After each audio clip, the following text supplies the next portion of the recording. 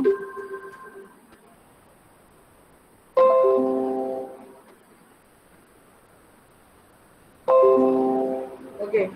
Good afternoon, class.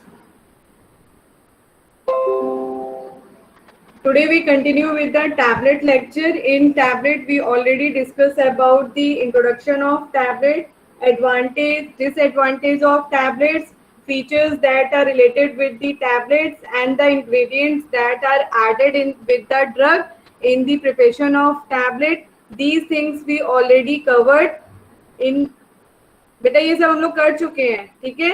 Today we start with the method of preparation of tablet. Okay, so there are three methods that are used in preparation of the tablet. First is the direct compression method, second is the wet granulation method, and third is the dry granulation method. बेटा आवाज आ रही है?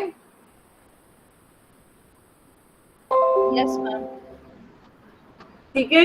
तो tablet को बनाने के लिए three methods हैं. पहला है डायरेक्ट, सेकंड है dry granulation and third is the wet granulation method है. ठीक है. तो start with the direct compression method.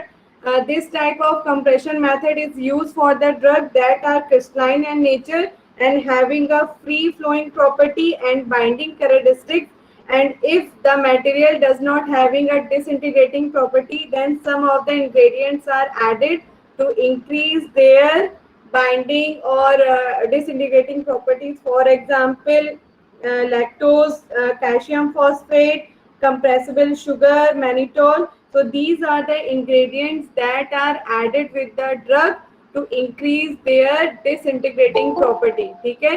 तो मेनली डायरेक्ट कंप्रेशन मीन्स हो गया है ऐसी टैबलेट जिसे आप मशीन में डायरेक्ट डाल रहे हो, डायरेक्ट कंप्रेस कर रहे हो. ठीक है. जनरली जो डायरेक्ट कंप्रेशन जो होती है मेथड, वो उन ड्रग्स के लिए यूज की जाती हैं जिसमें ऑलरेडी वो प्रॉपर्टी प्रेजेंट होती हैं, जिसमें मतलब जैसे उसमें फ्री फ्लोइंग प्रॉपर्टी प्रेजेंट होती है, डाइल्यूएंट की प्रॉपर्टी प्रेजेंट होती है, बाइंडिंग प्रॉपर्टी प्रेजेंट होती है, क्रिस्टलाइन नेचर का होता है. तो ऐसी ड्रग जिसमें ये सारी प्रॉपर्टीज प्रेजेंट होती हैं, इन टाइप के ड्रग्स के लिए डायरेक्ट कंप्रेशन मेथड्स को यूज किया जाता है. ठीक है. For example sodium chloride tablets. ठीक है.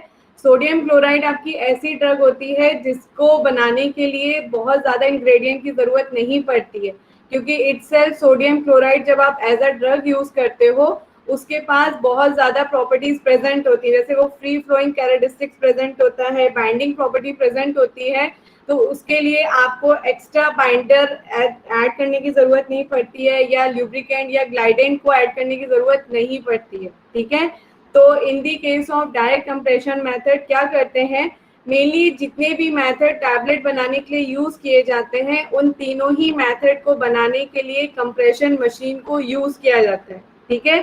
डायरेक्ट कंप्रेशन मशीन हम उन टैबलेट्स या ड्रग के लिए यूज करते हैं जिनमें free flowing property, binding property पहले से ही प्रेजेंट होती है. आपको ज्यादा एफर्ट नहीं लगाना पड़ता है टैबलेट की फॉर्मेशन के लिए. ठीक है. तो डायरेक्ट कंप्रेशन मेथड करने के लिए प्रोसीजर होता है, पहले ड्रग लेते हैं, टूथ ड्रग, डाइल्यूएंट ऐड कर सकते हैं, डिसइंटीग्रेटिंग ऐड कर सकते हैं. अगर ड्रग के पास डिसइंटीग्रेटिंग प्रॉपर्टी अगर कम होती है तो आप डिसइंटीग्रेटिंग एजेंट को ऐड कर सकते हैं. ठीक है. जनरली जो डिसइंटीग्रेटिंग डायरेक्ट कंप्रेशन मेथड में यूज किए जाते हैं वो मैं आपको मेंशन कर चुकी हूँ, जैसे calcium phosphate, lactose, microcrystalline cellulose. ये कुछ आपके ऐसे डिसइंटीग्रेटिंग एजेंट हैं जो ड्रग में ऐड कर सकते हैं to enhance their disintegrating property. ठीक है. तो ड्रग लेंगे, ड्रग में आप डिसइंटीग्रेटिंग एजेंट ऐड करोगे. ऐड करने के बाद क्या करेंगे, उनकी अच्छे से पहले आप साइज रिडक्शन करोगे बाय यूजिंग पैसिव मोल्टार. अगर आप स्मॉल स्केल में करते हैं तो पैसिव मोल्टार यूज करेंगे, लेकिन अगर स्मॉल स्केल पे नहीं करते हैं तो बाय यूजिंग मिल हम क्या कर सकते हैं, डिफरेंट मिल को यूज करके प्रॉपर साइज रिडक्शन करेंगे ताकि जितने भी पार्टिकल्स प्रेजेंट हैं उन सबका पार्टिकल साइज एक तरीके का हो. ठीक है. आफ्टर मिक्सिंग क्या करेंगे, जो आपका ड्रग है उसको डायरेक्ट कंप्रेस मशीन में डालोगे. मशीन में डालने के बाद कंप्रेस होगी टैबलेट. कंप्रेस हो जाने के बाद फिर उसको कंप्रेशन मशीन से निकाल के डिस्पेंस करेंगे. ठीक है. कंप्रेशन मीन्स होता है अगर आप किसी भी चीज को अगर प्रेस करते हैं, ठीक है, मान लीजिए अगर दोनों हथेलियों के बीच में अगर आप किसी भी चीज को रखोगे मान लीजिए आपने कोई पाउडर रखा है, ठीक है, दोनों हथेलियों के बीच में कोई पाउडर रखा है, अगर आप उसको कस के प्रेस करोगे तो क्या होगा, वो दब जाएगा। हेलो बेटा, आवाज आ रही है? Yes ma'am. ठीक है, मान Yes, लीजिए ma'am. आपने जो पाउडर Yes. लिया है वो थोड़ा सा गीला है, थोड़ा सा हल्का सा मॉइस्चर लिए हुए, थोड़ा सा वेट मास्क टाइप का है, ठीक है। अब इस वेट मास्क को अगर आप दोनों हथेलियों के बीच में प्रेस करोगे तो उसका कोई आकार बन जाएगा। तो सेम फंडा यूज किया जाता है कंप्रेशन मशीन में, ठीक है। कंप्रेशन मशीन में क्या होता है, एक डाई होती है, डाई में जिस भी पाउडर की पंचिंग करनी है उसे उसमें फिल किया जाता है। फिल करने के बाद उसके एक ऊपर एक पंच होता है, उसके जस्ट नीचे एक पंच होता है, दोनों पंच उसको एक दूसरे अपोजिटली एक्ट करते हैं, उसके ऊपर दोनों तरफ से उसे प्रेस करते हैं। तो प्रेस करने से क्या होगा, जो डाई का शेप होगा वही उस जो आपने पाउडर या मिक्सचर भरा उसका शेप वही हो जाएगा, ठीक है। तो डायरेक्ट कंप्रेशन मशीन में भी सेम थिंग होती है। पाउडर को पहले आप डाई के अंदर फिल करते हो, फिल करने के बाद उसे क्या करते हैं, बाय द हेल्प ऑफ पंच उसमें फोर्स एक्ट करते हैं। तो फोर्स एक्ट करने की वजह से जो भी डाई का शेप होता है वही उस पाउडर का शेप बन जाता है और टैबलेट में कन्वर्ट हो जाता है। बेटा 1 मिनट रुकिएगा।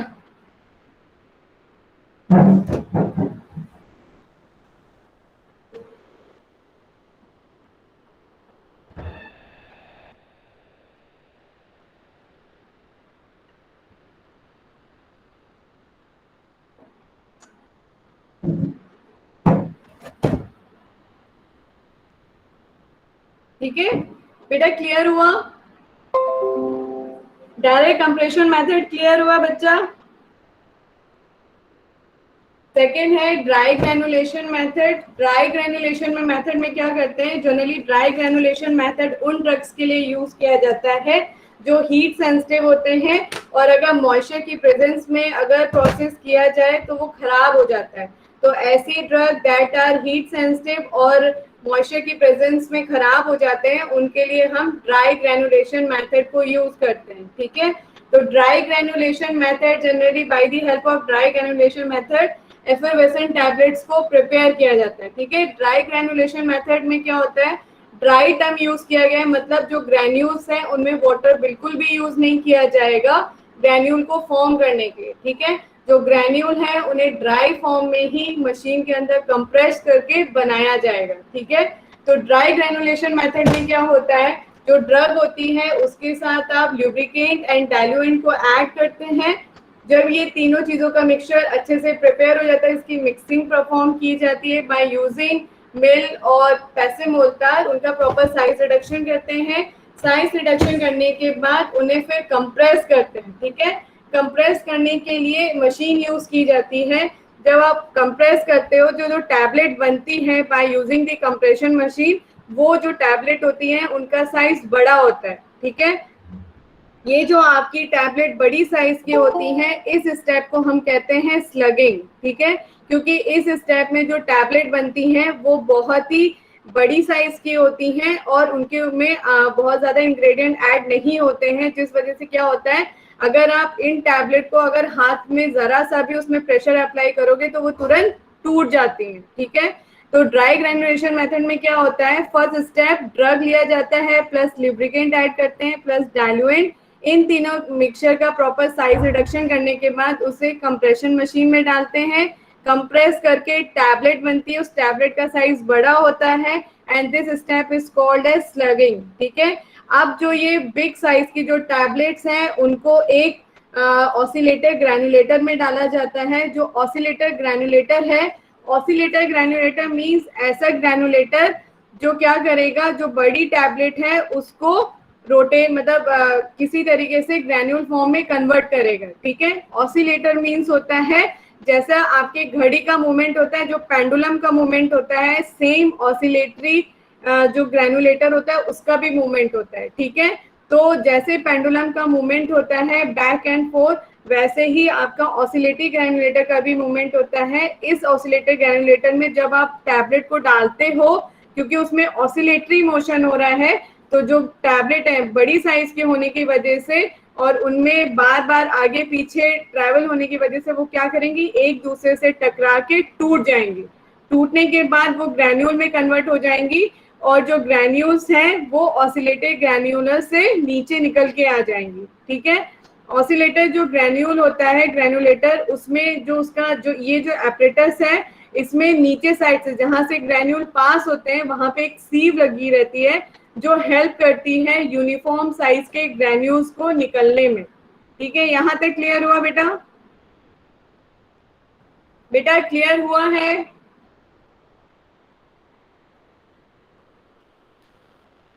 चलिए, तो यहाँ पे क्या होता है, by the help of oscillator granulator जो आपकी बिग टैबलेट्स हैं उनको कन्वर्ट किया जाता है यूनिफॉर्म साइज के ग्रैन्यूल्स में।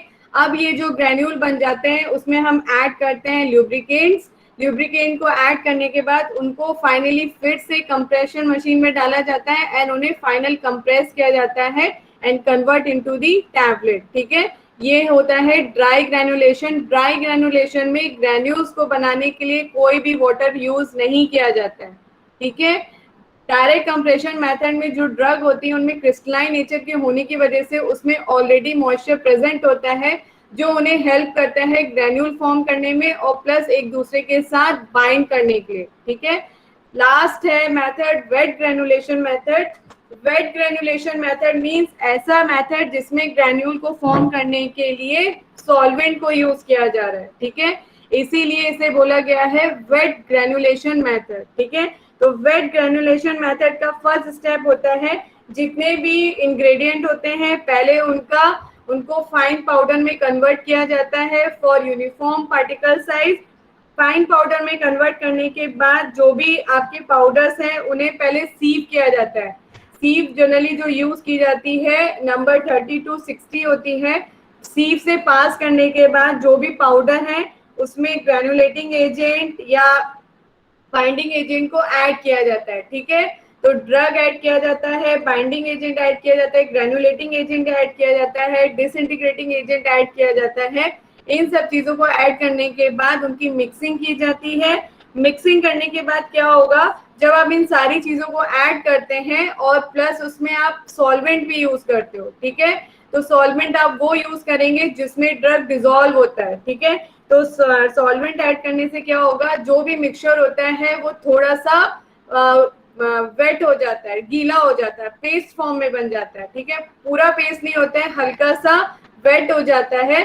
अब इस जो ये वेट मास बना है इस वेट मास को सीव से पास करते हैं। ठीक है, तो सीव से पास करने से क्या होता है, ये जो सीव से पास करने के बाद आपके यूनिफॉर्म साइज के ग्रैन्यूल्स निकलते हैं। ठीक है, तो जो ये वेट मास बनता है इसे जिस सीव से पास किया जाता है वो जो सीव है, सीव नंबर 6 to 20 रेंज की जो सीव्स होती हैं उन्हें यूज किया जाता है। ठीक है, सीव से पास करने के बाद जो ग्रैन्यूल्स निकल रहे हैं उनका जो साइज होता है वो यूनिफॉर्म होता है, सारे ग्रैन्यूल्स एक ही साइज के होते हैं। ठीक है, अब जो आपके ग्रैन्यूल्स बन गए हैं अब इनकी ड्राइंग परफॉर्म की जाती है and for drawing purpose oven use किए जाते हैं। ठीक है, तो जनरली जो ओवन यूज किए जाते हैं उनका जो टेम्परेचर है it should not be more than 60 degree centigrade. ठीक है, जो ग्रैन्यूल्स है उन्हें ड्राई करने के लिए जो टेम्परेचर है वो 60 डिग्री सेंटीग्रेड से ज्यादा नहीं होना चाहिए है और जो ग्रैन्यूल्स है उन्हें आधे घंटे के लिए ओवन में रखा जाता है फॉर प्रॉपर ड्राइंग। ठीक है,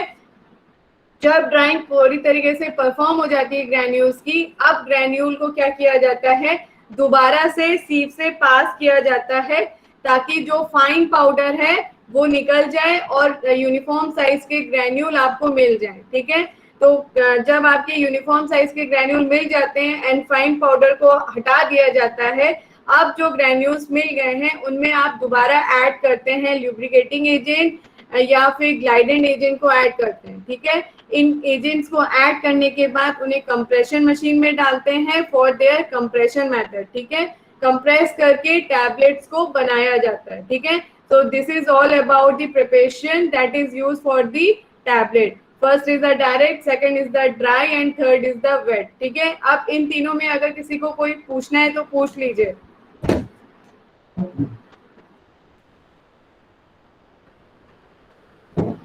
बेटा किसी को कुछ पूछना है? क्लियर हो गए हैं तीनों मेथड्स?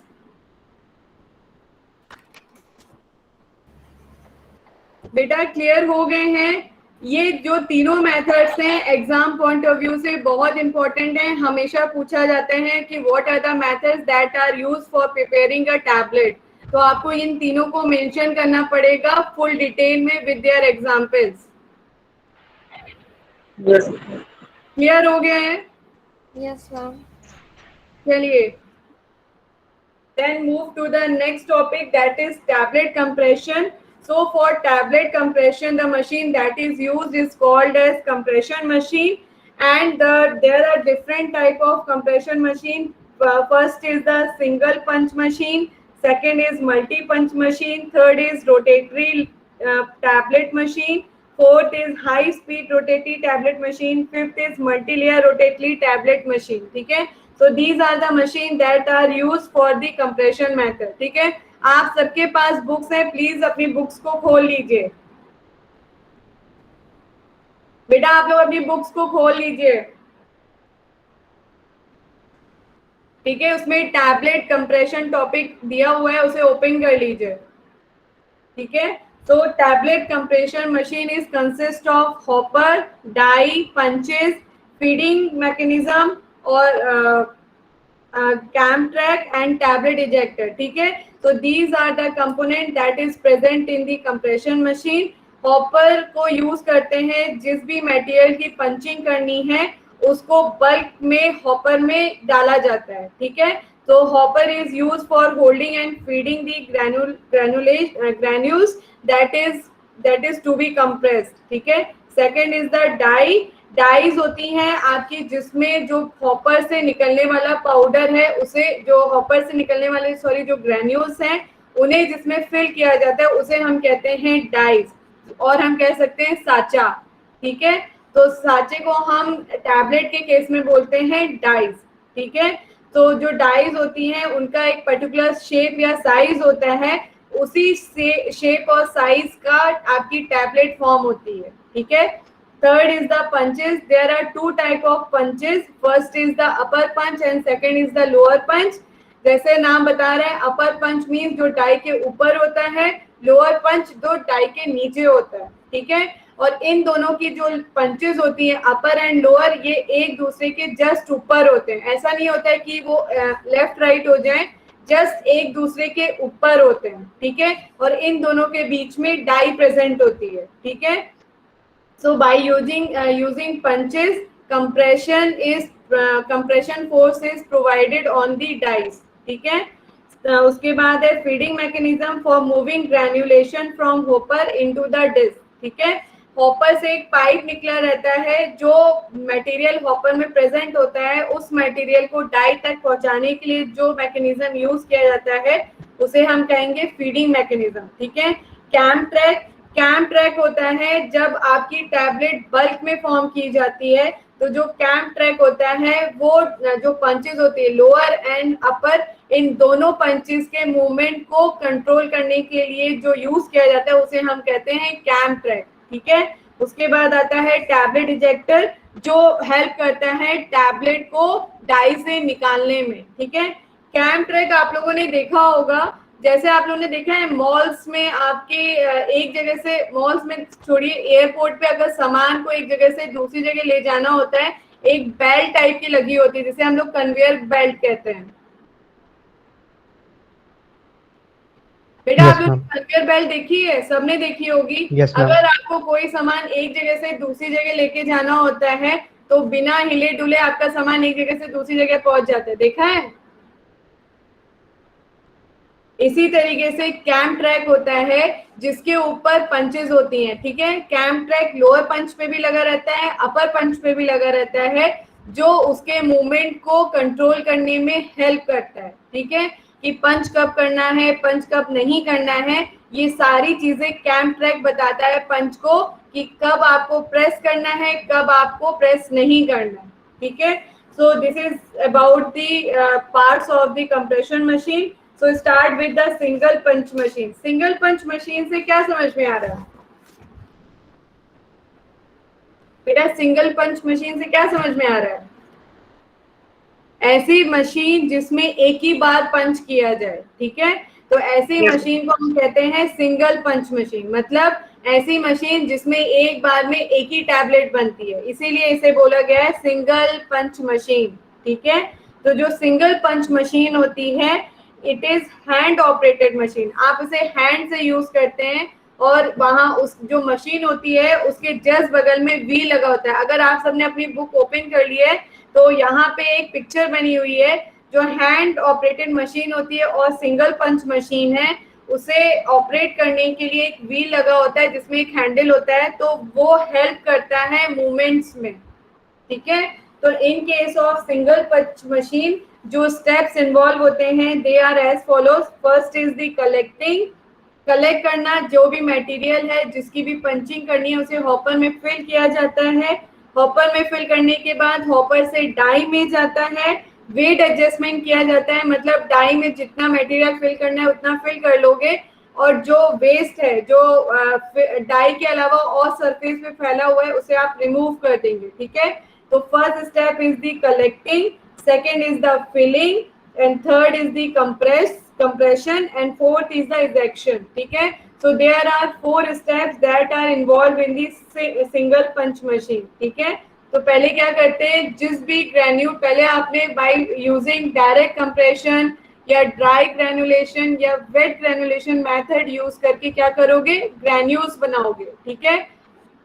तो एक चीज याद रखिए, टैबलेट को फॉर्म करने के लिए जो सबसे इंपॉर्टेंट स्टेप है वो है ग्रेन्यूल का फॉर्म होना, ठीक है। अगर आपके ग्रेन्यूल यूनिफॉर्म साइज के बनेंगे, प्रॉपर्ली ड्राई होंगी, तो पंचिंग करने के बाद उनमें प्रॉब्लम भी कम होगी, पंचिंग एफिशिएंटली परफॉर्म हो पाएगी, ठीक है। तो पहले टैबलेट में क्या करते हैं, फर्स्ट स्टेप होता है टैबलेट में पहले ड्रग लेते हैं, इंग्रेडिएंट सेलेक्ट करते हैं, फिर दोनों की मिक्सिंग परफॉर्म की जाती है for proper size reduction. Size reduction proper करने के बाद by using any method, example direct, dry और वेट, तीनों में से कोई भी मेथड यूज करके ग्रैन्यूल को फॉर्म करेंगे। ग्रैन्यूल फॉर्म हो जाने के बाद अब उनको कंप्रेशन मशीन में डाला जाता है उनकी पंचिंग करने के लिए। पंचिंग मतलब उन्हें एक शेप देने के लिए और सारे जितने भी ग्रैन्यूल है उनको एक साथ बांधने के लिए कंप्रेस करना जरूरी होता है, ठीक है। तो यहाँ पे कंप्रेस करने के लिए डिफरेंट टाइप की मशीन्स यूज की जाती हैं, जिसमें पहला मैं बता रही हूँ वो है आपकी single punch machine. Single punch machine mainly use की जाती है अगर आपकी ड्रग पोटेंट नेचर की होती है और अगर आपका उसको अमाउंट, मान लीजिए आपको बहुत कम टैबलेट बनानी, 100 टैबलेट बनानी है, 200 टैबलेट बनानी है, तो in that case single punch machine is use, ठीक है। Single punch machine 4 step involve करता है। First is collecting, second is filling, third is weight adjustment, fourth is compression and fifth is ejection, ठीक है। तो टोटल 5 स्टेप इन्वॉल्व होते हैं single punch machine में। सिंगल पंच मशीन की working अब मैं पूरा डिटेल में बता रही हूँ। सिंगल पंच मशीन में क्या करते हैं, पहले हॉपर होता है,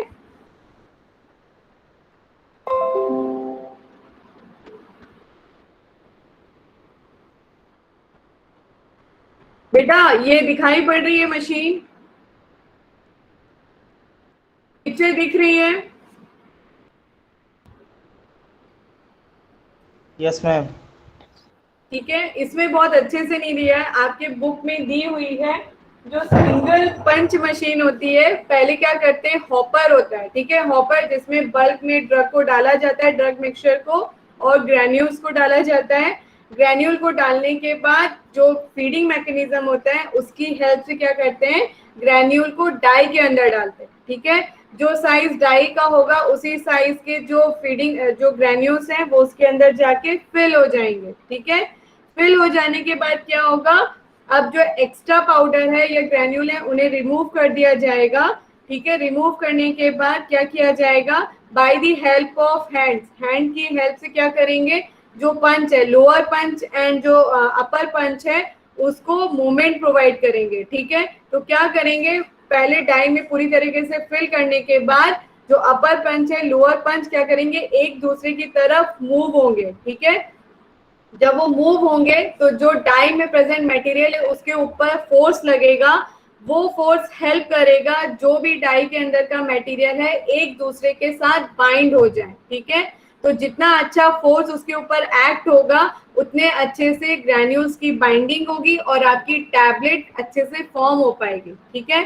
तो जैसे ही बाय हैंड की हेल्प से आप व्हील को जैसे घुमाते जाओगे, जो पंच मशीन है वो डाई के ऊपर अपना फोर्स एक्ट करेगी। फोर्स की वजह से जो डाई के अंदर मटेरियल है उनकी बाइंडिंग होगी। जब प्रॉपर बाइंडिंग हो जाएगी, पंच हटा मतलब पंच को अपने आप वो ऊपर नीचे हट जाएंगे अपनी जगह से। और जो अब क्या होगा, पंच हो जाने के बाद जो आपका अपर पंच है वो ऊपर की तरफ मूव होता है, ठीक है। लेकिन जो लोअर पंच है वो नीचे से ऊपर की तरफ मूव करता है। ये क्यों करता है? ये इसीलिए करता है क्योंकि जो डाई के जस्ट नीचे लोअर पंच है, ठीक है। तो लोअर पंच जब नीचे से ऊपर की तरफ जाएगा तो वो डाई को भी फोर्स करेगा ऊपर की तरफ मूव करने में, ठीक है। तो जब ऊपर की तरफ मूव होगा तो क्या होगा, डाई के अंदर का मटेरियल अपनी जगह से निकल के दूसरी जगह पे पहुंच जाएगा। बेटा समझ में आ रहा है? बच्चा कुछ समझ Yes, में ma'am. आ रहा है?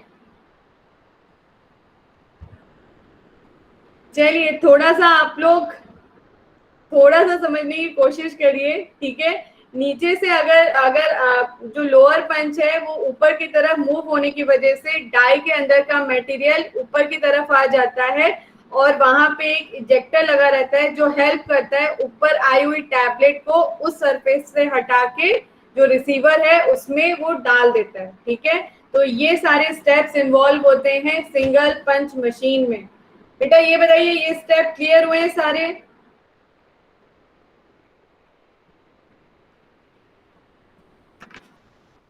बेटा स्टेप क्लियर हुए?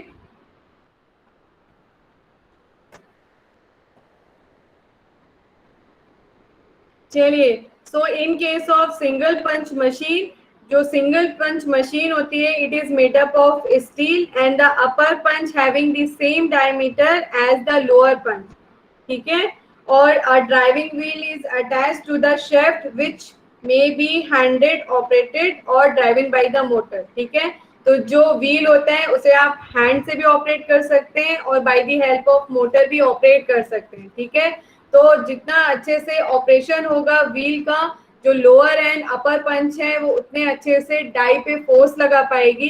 जितना अच्छा डाई पे फोर्स लगेगा, डाई के अंदर का मटेरियल एक दूसरे के साथ बाइंड होगा, टैबलेट अच्छे से फॉर्म होगी और फिर by the help of ejector tablet को कलेक्ट कर दिया जाता है, ठीक है। So it is about the single punch machine. Next is the multi punch machine. Multi punch machine means हो गया है ऐसी मशीन जिसमें आप एक से ज्यादा टैबलेट बना सकते हो, ठीक है।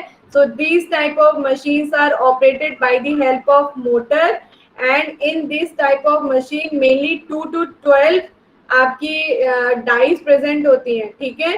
तो इसमें एक से ज्यादा टैबलेट बना सकते हो और एक बार में 2 से 12 तक टैबलेट फॉर्म कर सकते हो, ठीक है, in case of multi punch machine, ठीक है।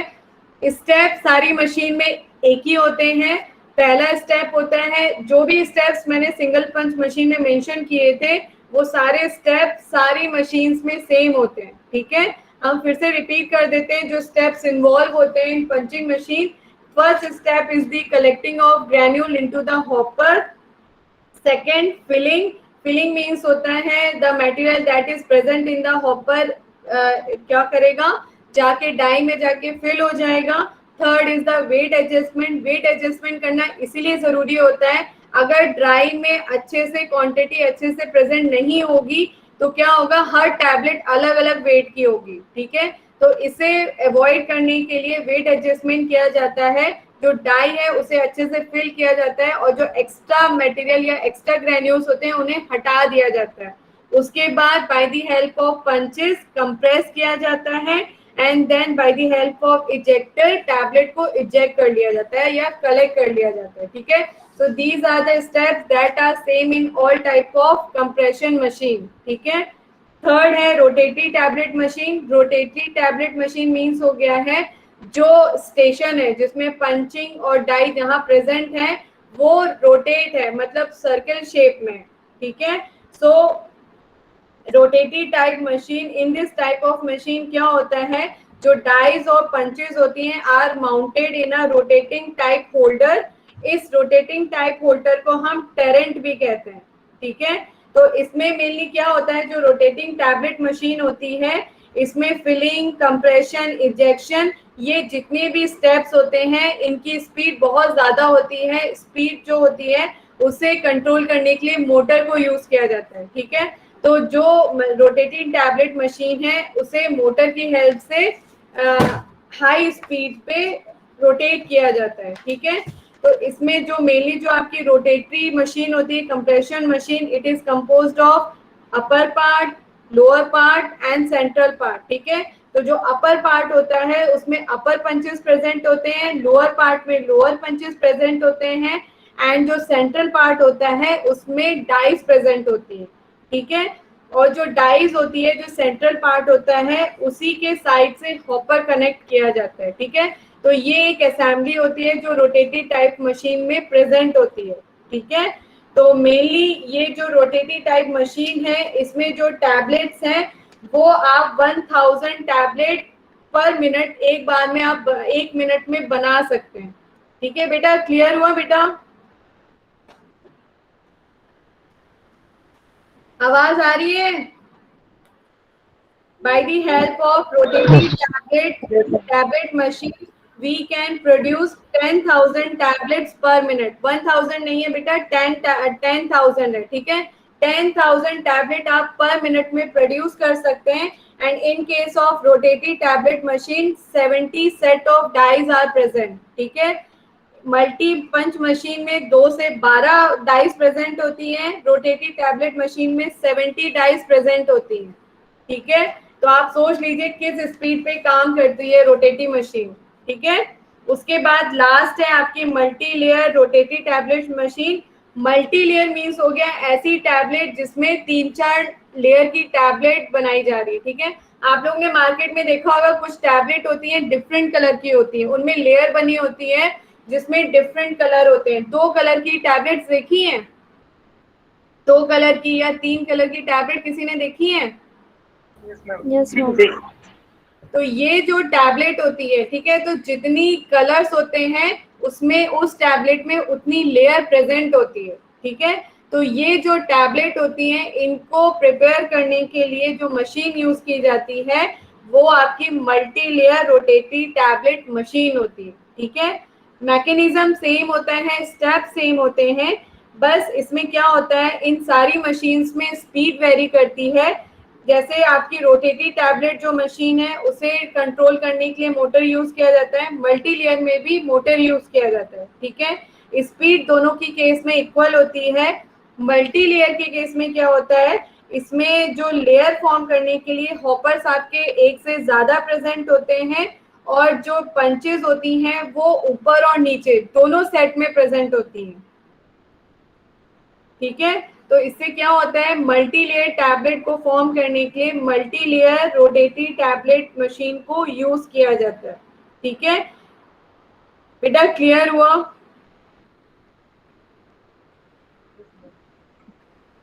Yes ma'am. मशीन में किसी को कुछ पूछना है?